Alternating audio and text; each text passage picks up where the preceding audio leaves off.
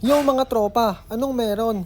Wave 100 nga pala ito na pinagbabaklas natin. Bali, ang gagawin nga pala natin dito ay tatanggalin natin sa frame yung makina. At dito nga tinanggal na natin yung bolts pati dito sa kanyang sprocket cover. At naka-fast forward nga pala yung video at natanggal na natin agad ang dumi. At next naman dito, etong ating gear change. Tapos etong footrest sa likod. Then pagkatapos naman yan ay ito namang sprocket sa may harap. So lahat kasi yan talaga babaklasin natin kung gusto natin mag DIY. At ang next naman natin ay itong ating airbox.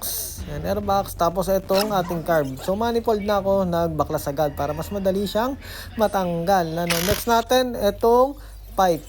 Ayan. So may mga bracket yung pipe na yan.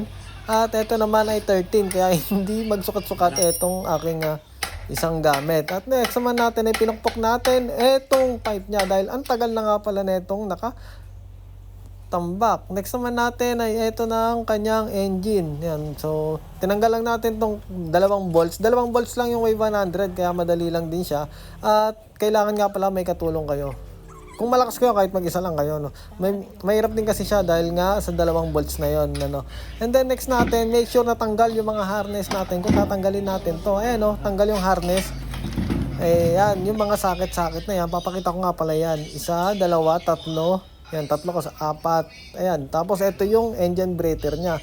Bali, kung magdi-DIY nga pala kayo at nanonood kayo ng mga nagdi-DIY project, ay talagang baka ganahan kayo. Kasalanan to ng mga nagdi-DIY project no? Nagaya ako. Ayan, at ito nga pala yung ibang sakit niya na naiwan yung mga body harness. Ayan, okay na, tanggalan natin. Ang next naman natin ay yung gulong. So, hinuli ko lang yung gulong kasi nga, para nakatindig pa rin siya, no? Mahirap kasi pagka chassis tapos makina lang tapos walang gulong. Gana pa tayo ng patungan. And then next naman natin, itong shock niya, ayan. So, 4 na bolts lang yan. Ayan, size 14. Then, ito, tanggalin na natin. At tanggalin na rin natin yung shock. Yan, pukpok-pukpukin lang natin yan. And then, next na natin yung sa may bandang likod na tayo, bandang likod, ayan.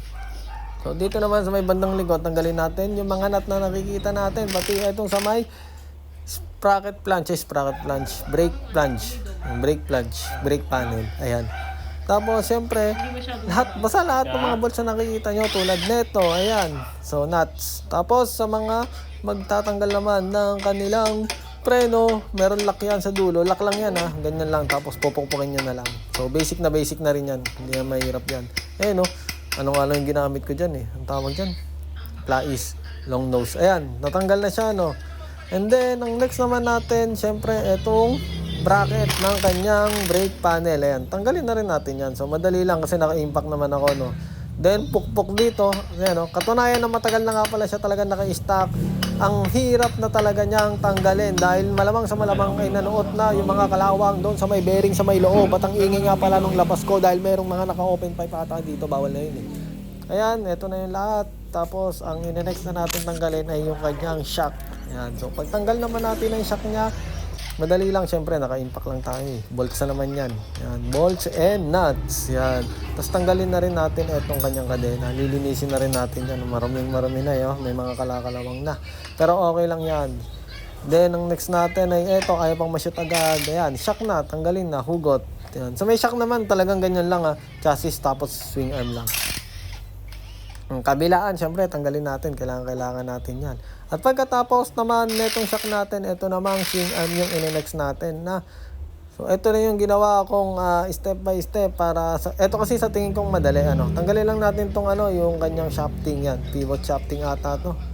Alam ko anong tawag dyan sa shaft na yan, shafting na yan. Basta yung tubo ng ehet. At ito na nga yung carb niya. Ayan ang dumi talaga ng carb niya. At makikita nyo naman na talagang na-stock na to.